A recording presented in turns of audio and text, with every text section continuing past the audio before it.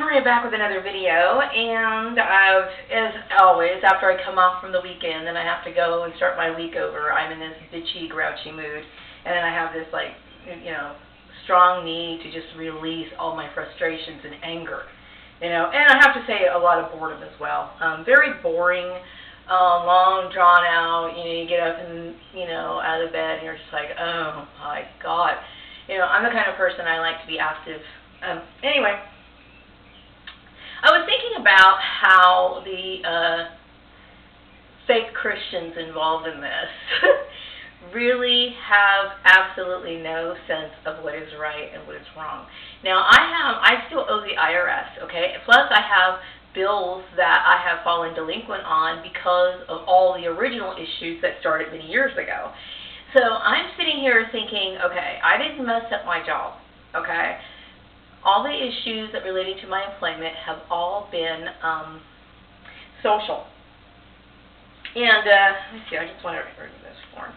I don't want to forget something, so I want to write it down before I get it. But anyway, all my issues have been social, and I have been mobbed out of several jobs. And, I was paying well on my bills. I had great credit. Everything got destroyed.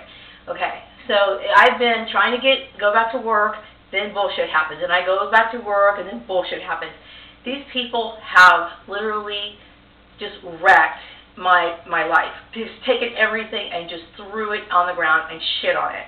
Okay, so I'm wondering, okay, whether his aunt Esther, which I believe that she is involved, Esther Gooding, as well as her husband, who operates a church in Arizona, whether these people are responsible or not. If she is not responsible, how is it that she can let her nephew struggle through these financial problems without even offering some sort of concern or assistance, okay? And if she created the problem, which, you know what, why doesn't she cough up the money? Since she's making so much money defrauding all these people, why don't she cough up the money and start paying these bills? That goes for his mother as well, okay? I don't care what kind of set income she's on.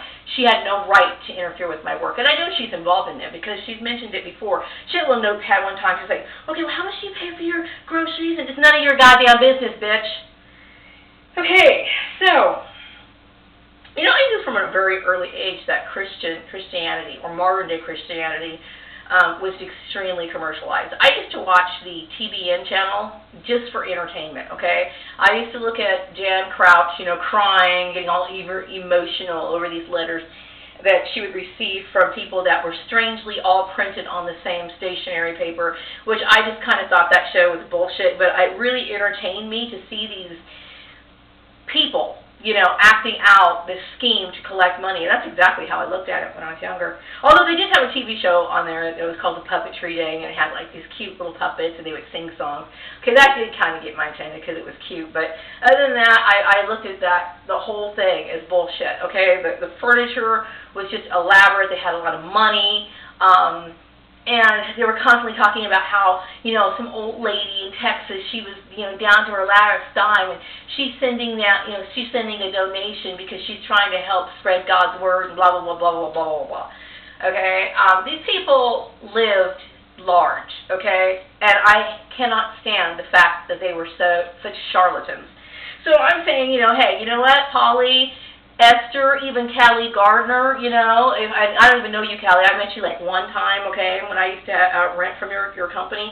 Met you one time. I don't even remember what you look like, okay? So if you're involved in this, stay the hell out. That goes for Esther as well. She has no right, okay? Nobody in this household wants to be a part of your bullshit religion, okay? So fuck off. Okay, so anyway, I personally believe that some people originally, their intentions are good. Like, I don't necessarily think that Jan and Paul Crouch were, and as this goes for Tammy Faye Bakker as well. I don't know about Jim Bakker, but I really do believe that even Jim Jones, initially started off with a sincere heart. The problem with it is that when people obtain power and money, it's easy for a decent person to become corrupt. Now, I'm not saying that he was always on the straight and narrow path. I'm not saying he had a great understanding of the Bible. I think some people really have it in their heart to evangelize or do something productive for for the sake of God and mankind. So I'm not saying that their intentions weren't good. I'm just saying is when you come into all that money and that power and control that's when corruption can set in. And that's why there should be checks and balances in every organization, every company, even within government or whatever, because people can easily be corrupt. That doesn't mean they're just evil, downright people, okay? It means that their action was. And their actions are often triggered because of having too much. I don't know his aunt. I don't know her personally. Like I said, I met her one time, or twice. I met Callie one time. I don't know these people. And just because I'm married to Joel doesn't mean that they have the right to make those decisions for me, okay? I don't care about your religion, don't want your religion. You're a terrible example of Christianity. Go screw yourself, okay? Today I was sitting here on my lunch break. I kept thinking, I should go over to Polly's house and I visualized myself over there with a baseball bat, waiting for her to open the door and me just like assaulting the fuck out of her, just beating her head in, watching blood splatter. And I kept thinking, well, then I'd be taken away from my husband. Then I would be taken away from my son, and I'd be in jail for the rest of my life. That's what keeps me grounded, okay? That's what keeps me grounded, is knowing that there would be consequences to my action. Does she deserve it? You bet she does. So, anyway, I do struggle. I do find myself struggling not to hate white people. I do. I have a very hard time believing that there is decent white people in the world. And then I have to keep telling myself, okay, you know what, that's not true. But, it's really hard for me to say that, hey, I know this particular person who's decent. You know what I mean? Or this person, has treated me equally, or they treated me with respect or whatever. I mean, I'm just thinking how these people are. I mean, you get a little bit of control, and a lot of white people tend to think that they have this rightful control just because founding fathers may have been white or somebody important white, and that's just former white supremacy.